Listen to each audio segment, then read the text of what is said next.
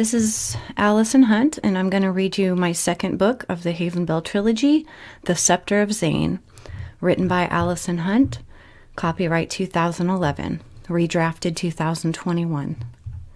This is my favorite of all my books, so I hope you enjoy it. I really like the turn that the story takes. We're going to go into the future about 17 to 18 years from the last book. Part 1, The Book of Secrets. Chapter 1, The Tri-Breed. On the horizon met two familiar lovers. The burning crimson orb merged once again with its emotional darling, the sea, and she reflected his image upon her waves. This was always the sight for these eternal beloveds to meet at the twilight of each day. Nothing could ever keep them apart, the sun and the sea. No matter what happened, and much can in one day, they always met again before the moon brought the stars upon the sky. On the sand sat a lone man admiring the sun as it disappeared into the sea. The waves crashed gently upon the shore. He rose, and his horse-like body was only a silhouette in the last light of the horizon. He took one last look as the light disappeared and began to turn away. He hit his foot upon something, and it shoved its way out of the sand. He picked it up and brushed the sand from the cover. Upon its cover was a sliver moon hanging upside down. Now this man, unlike most, had studied very carefully the life forms and cultures of other races in HAVENBELL. He was a hermit in a sense and never traveled, thus his need to learn and travel through books was obsessive. He opened the frail book, which was torn and battered. He gasped when he saw its written language. This mystery or message was and would always be kept from him, for he noticed right away what the language was, but there were no books upon the ancient language in which to study.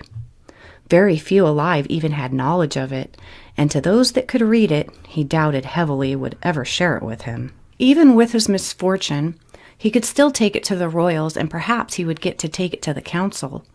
Yes, he would be known for something, influence the outside world. If he made a fuss about it, he could even draw much more attention. Of course, he would eventually give them the book, but why hand it over so easily if he could prolong his adventure? "Look at that!" a small Adrella boy cried. The second boy looked up in amazement as an Adrella with the wings of a manta ray glided over them, casting a quick shadow upon their faces. The ray did not much notice them at all. The guards to the Coral Kingdom moved to the side, and the great gate opened. Upon the throne sat the king of the Adrella. He noticed the girl had brought him something this time. She detached what was strapped to her as the king came closer. She handed it to him. She was not only special because of her wings, but because she was also an elf and a Josepharian. She was a princess of 3 races, a very special one indeed. "Uncle," she pressed her forehead to his. "Cheyenne, a pleasure to see you. A gift?" "A gift." He opened the case to find 2 silver battle blades. They shone like the reflection of the moon. King Zed was impressed by their fit and weight. They had beautiful braided designs, and each had 7 rare jewels of deep color. He rose, and the Adrella around him gave him space. He threw the blades up, they did a small loop, and flew back into his hands. He threw them higher and faster until they almost touched the top of the coral dome. The faster he threw, the quicker they came back. He tried another technique, throwing them underhanded 10 feet in front of him. Then he threw them sideways from his left to his right side, which upon doing so to an enemy would inflict many slices at one time. The crowd cheered at his impressive display. "Thank you. They make me want to fight." "It's magical, from the fairies and elves. It will not rust or decay. Now you're the most dangerous Adrella in the sea." "Now, huh?" She laughed. He put them back in the case. He persuaded her to come with him to get some food, but really he wished to speak to her alone. "How are the kingdoms treating you as of late?" "I like it here, but people are shy of me. Up there I kind of got this ear thing. In Fadia I kind of got a wing thing, which makes me quite the handy elf, except I have a hard time jumping through trees like they do. I guess my favorite place was Elkstaff. I haven't been there in a long while. No one acted strange to me. I felt comfortable." "I know feathers can be rude. They are the most arrogant of all races. No offense. None taken. How's your mother? All right, I guess. She's quiet lately. Doesn't seem she's making it to the meetings much. What do you know about the meetings? Enough. Why is it I'm not allowed to know anymore, Zeed? Why am I not allowed to be where I could do the most good? Why won't they teach me their powers? I'm not the one you should be asking.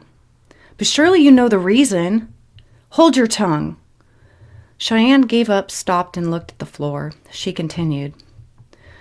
Mother has been painting a lot lately. Her room is almost full of them. Father says he's going to need another room to hold them all. Well worth it, I bet. Do you like them? Well, they seem okay, I guess. Come to think of it, I can't really remember them at all. I don't like that room. Why not? The painting. You just said you couldn't recall them. All except one I remember. What is it a painting of? The owl. A handsome boy of 19 summers sat inside the lower deck of his vessel. The name of his ship was Polar Mist. He was the captain of the small ship, and even though he was young to have such responsibility, most of his crew was older than he, but they didn't mind. He deserved his respect and honor. Captain Zachary Winsfeld was a wizard, and everybody knew it. He was very powerful, but he was also humble and quiet.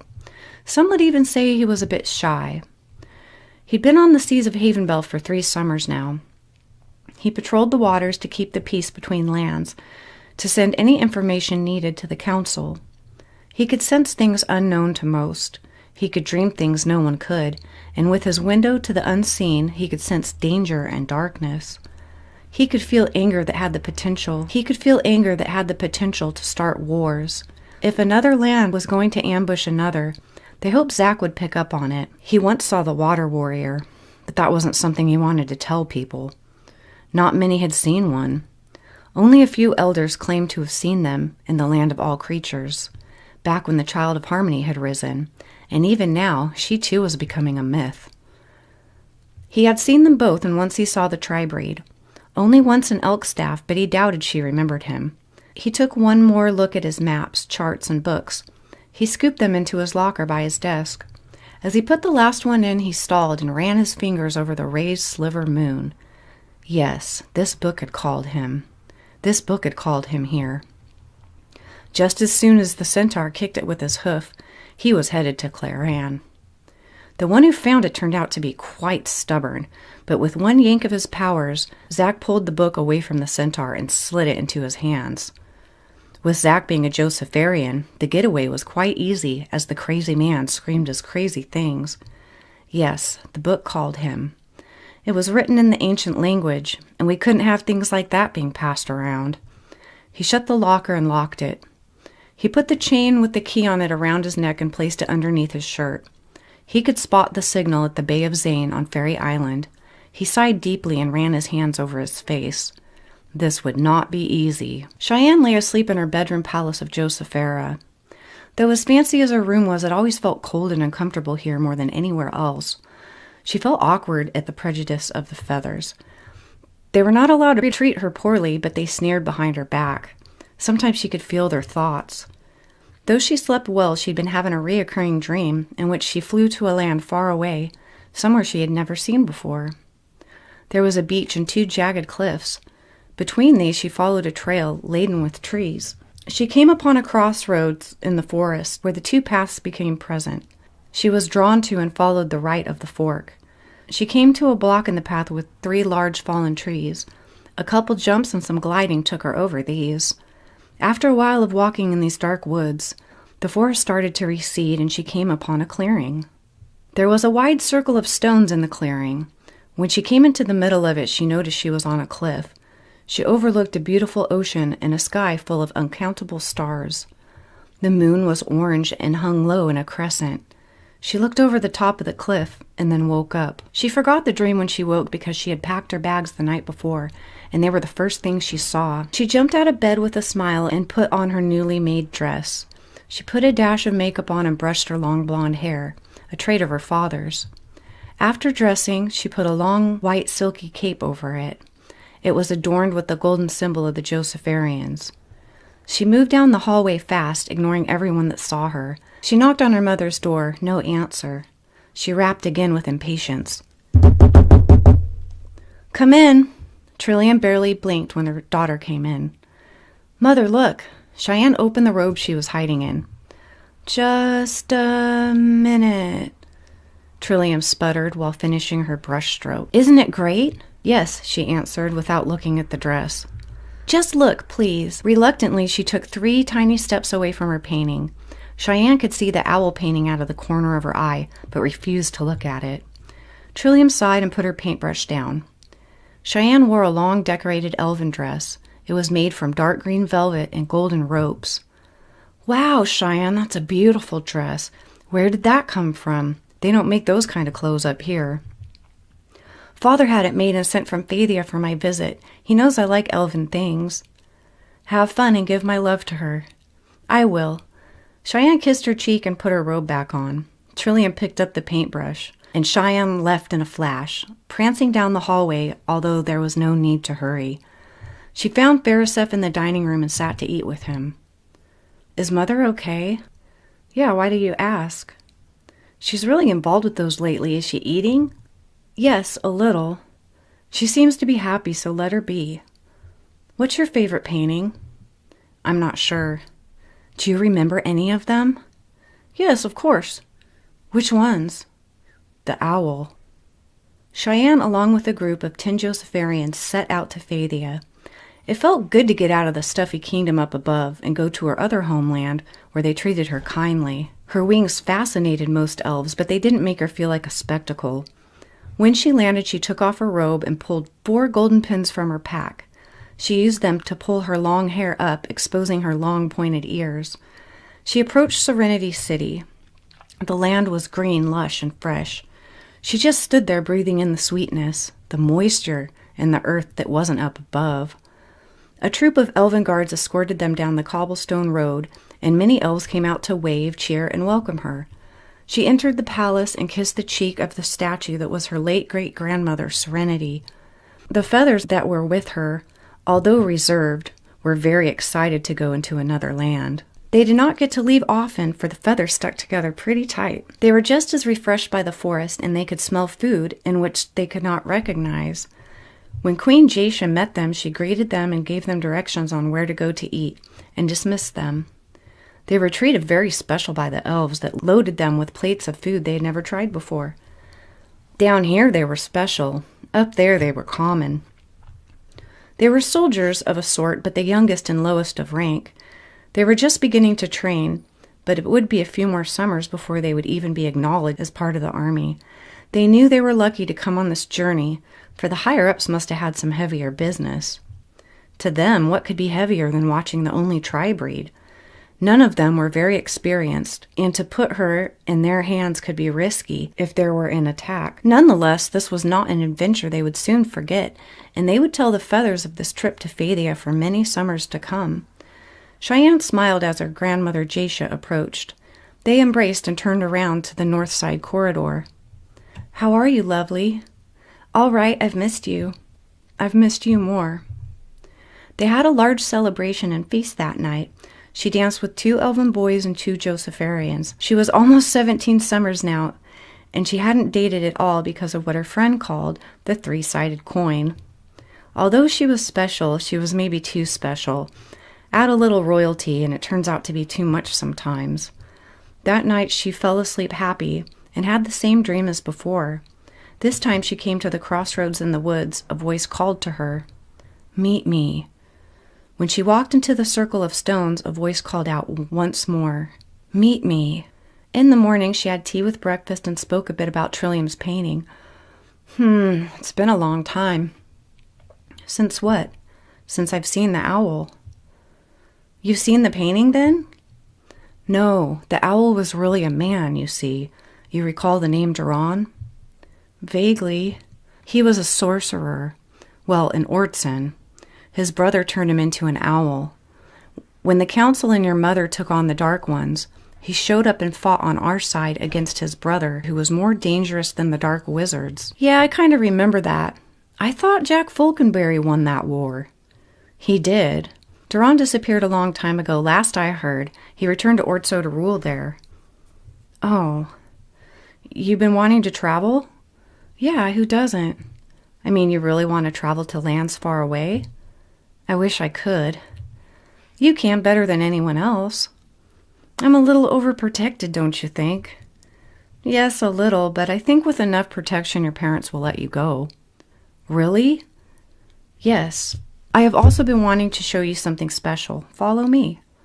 Jasha led her into a forest. As they got deeper within it, it opened up into a beautiful garden. Beyond the lush, hidden garden was a courtyard. This is beautiful. Thank you. It's my favorite place other than Roaring Falls. I will have to take you there one day. I didn't just come here to show you the garden. No, I brought you here because I think it's about time that I taught you how to shoot. When Cheyenne returned to Josephera, she was a little bummed out. She had had a lot of fun in Fadia, and up here it seemed, well, dry. She had a special connection with her grandmother and was much better received in Fadia this time. When she entered her room, she almost fainted. There in her room was a painting. It was of the clearing from her dream. High on the cliff was a starry sky and a crescent moon. It looked identical to her dream. That night, once asleep, she had the same dream. "Meet me," the voice beckoned. "Where?" she asked back. Zach waited for his father to come home. He heard the door open and rushed down to greet him. When Neja saw his son, he gave him a strong embrace. "How are things on the sea?" "Calm." "How long will you be staying, son?" "About a month." "Are you hungry?" "Sure." Halfway through dinner, Zach began to ask questions. "Father, who is Duran Alasius?" "He was a friend of the Child of Harmony. They both went together on a quest to unite HAVENBELL." "Treaties, yes. I know who he is, but what happened to him?" "He returned to Ortso many summers ago to take his throne. He doesn't associate with the council anymore. Why?" "Just curious. I had a dream." "Anything we should take notice of?" "No. All I heard was his name. Mind if I take a walk?" "Go ahead. Nice night." Zach went outside and began to wander out back. He was sweating bullets. Never had he deceived or lied to his father in this magnitude. It wiped him out. His father's mind was strong. It was near impossible to keep a small white lie blocked from his knowing. This wasn't a small white lie at all. This was massive. He cooled down a bit and was grateful for the 4 stones he had placed in the corners of his room. It could block his father out of his thoughts and dreams.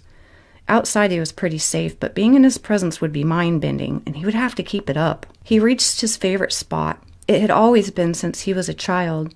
He sat down and meditated. He did this quite often. For weeks he'd been meditating on his vessel. He imagined this spot every time and called out to the girl with the blonde hair. "Meet me," he beckoned. After a few minutes, he heard a voice. "Where?" the voice called back. Cheyenne woke up the next morning. The sun shone through the window onto the painting of the circle of stones. She looked at it as she dressed into a white gown, this one of Josepherian style. She pinned up her hair and pranced through the hallway. Many bowed and she greeted them with a smile. She opened the door to where her mother painted and came right in. Trillium was standing by her easel with a palette in one hand and a paintbrush in the other. She wore a long golden dress with the J symbol upon it. Her long curly hair hung to her waist. Cheyenne's fear was broken by her focus. This time she looked around at all of the paintings. They were quite beautiful. There was one of her mother, a waterfall, her 2 Draken friends, and her father and mother getting married. There was also one with dark clouds, and one of a house by some cliffs with the same crescent moon. She was now working on another, but it was only half finished. "You want to go to Fairy Island," Trillium said flatly. It wasn't a question. "How?" she began, but she remembered she didn't exactly come from a normal family. Trillium turned to her daughter. She was very proud that she had turned out so loving. She often felt sympathy for her because of the feathers. She knew better than anyone else how they could be. Maybe next time it would be a good thing if they visited Fadia together. "I'm all right with it if the fairies are. Don't you dare pick a single flower or they shall hang you high. If you're going to go anywhere, I prefer it be Fairy Island. It is the safest. They still have a shield. I will tell them that you are coming. You still have to ask your father. He has the final say-so." You think he'll let me if I take some guards? Yes, at least until the fairies take you in. You should ask him instead of me. I will. You've been rather distant lately. Trillium looked at her, a little offended. I didn't mean it like that. They are beautiful. Are you sure you don't want to come with me? Not this time, thank you, though. All right, I love you. She gave her mother a hug and a kiss. Then Trillium turned back to the painting and tapped her brush on her chin. Cheyenne put her arm around Trillium's shoulder and gazed at the painting. On the top of it was nothing but the ocean's horizon. On the bottom was a small rectangle inside of a large rectangle. I have a hard time seeing the rest. I see it, Cheyenne pointed. There's a wheel over here and a compass over here. To the right are some star charts. I see it now. How did you do that? I don't know. Cheyenne flew next to Shar, Bo, and Orin. They were part of Father's army. They were both warriors, very high in command and very trusted by her father. They were older, serious, and intimidating. Orin was younger and a bit of a joker. How did you ever get the king to let you go away like this? He asked. It wasn't easy, trust me. I feel like a baby with you guys around. Well, thanks. I've never been anywhere before. These guys have, but not me. This is awesome. You're welcome. So, what's it like to be so different? Orin asked. Orin, Shar warned. It's okay. It's actually much nicer to have someone be curious and ask me than talk behind my back. It's not always fun up there. People don't know what to do when I'm around. They don't know how to act or what to say, and it's uncomfortable for them and me. I never thought about it like that. I've always been kind of jealous. Who isn't? You get to go everywhere. Then there's your family. Yeah, my heritage is enough trouble. Being a tri-breed, I'm one heck of a sideshow. Orin shut his trap, feeling a bit ashamed. That will be 10 silvers, by the way. What for? Orin asked. To see the best show in town. There was much excitement in Fairy Island, for they were to have a special visitor. Word had been spread and a welcome party had been arranged. Sira, the new queen of the fairies, hadn't seen this much excitement since the palace was rebuilt. There was a party planned for the first night of her arrival. Here they come, your highness. All shields dropped. There was a whooshing sound heard throughout the land. Then after a moment's pause, a humming sound continued. Shields enforced.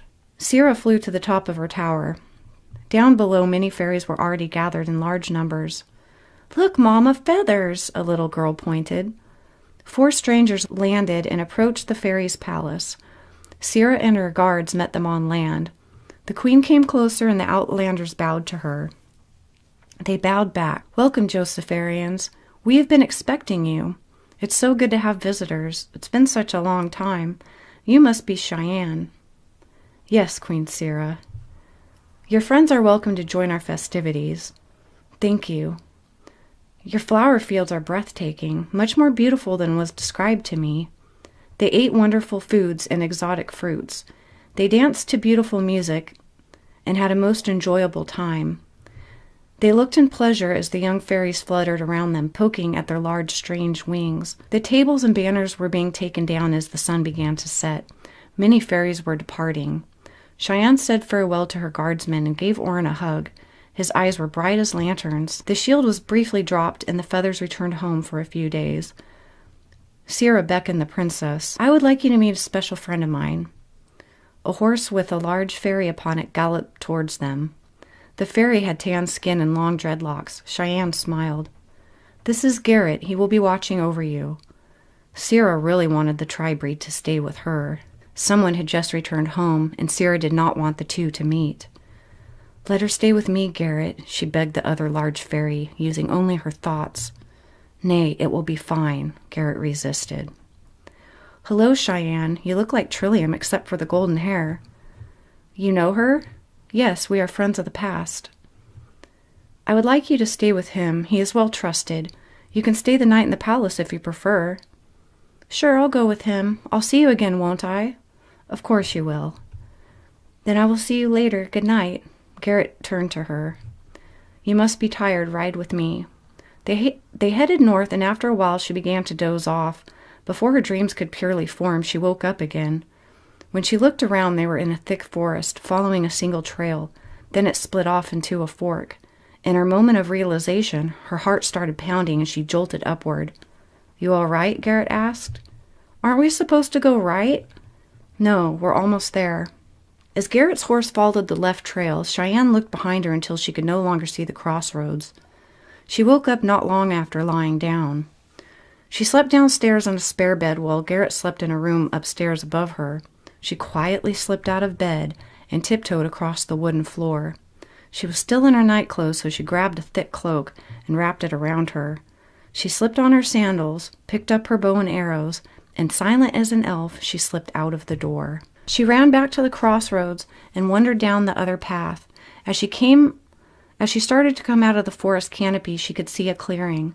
Inside was a circle of stones. There was something there she hadn't expected. A shadowed figure stood inside the circle and turned to face her. "Are you the owl?" "Nay, I bring the owl." "Are you Cheyenne?" "You bring the owl? Who are you?"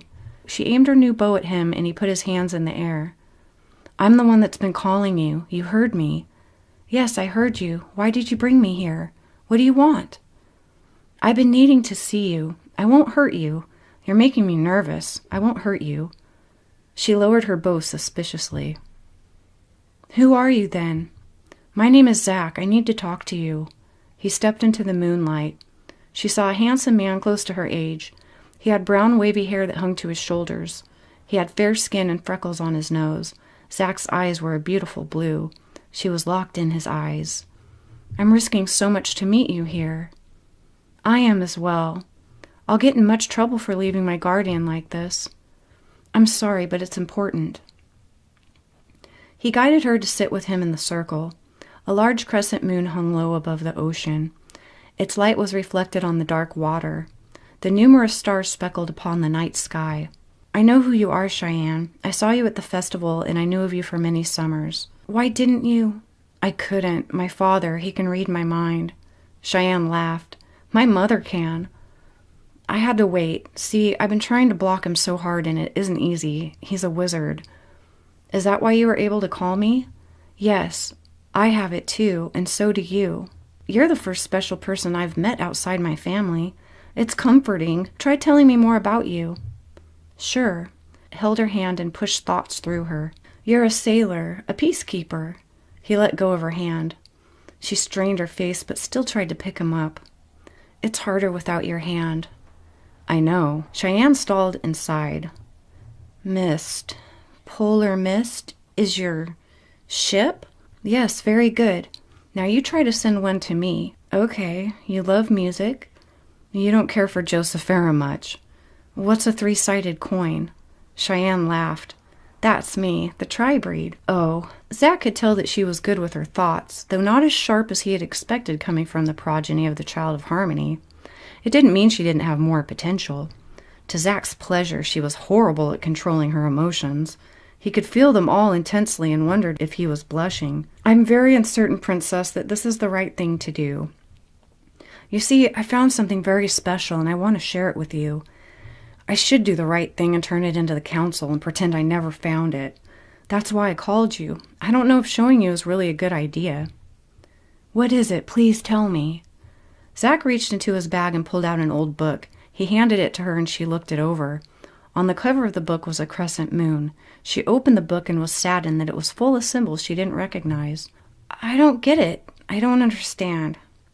"This is a very special book." "I can't read it." "I can, and I have." "What could be so special about it?"